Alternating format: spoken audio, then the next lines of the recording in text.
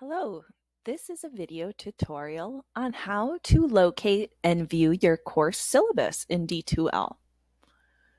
When you are in D2L and you are in your course homepage, you will look at the top navigation bar and find your syllabus link right on the top. Go ahead and click that hyperlink.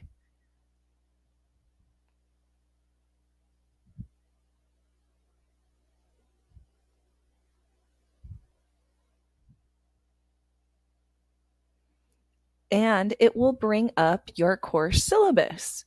You can easily scroll through the syllabus in the different parts all the way to the bottom, or if you have a specific section that you would like to look at, you can simply click the link on the left-hand side and it will move you right to that area.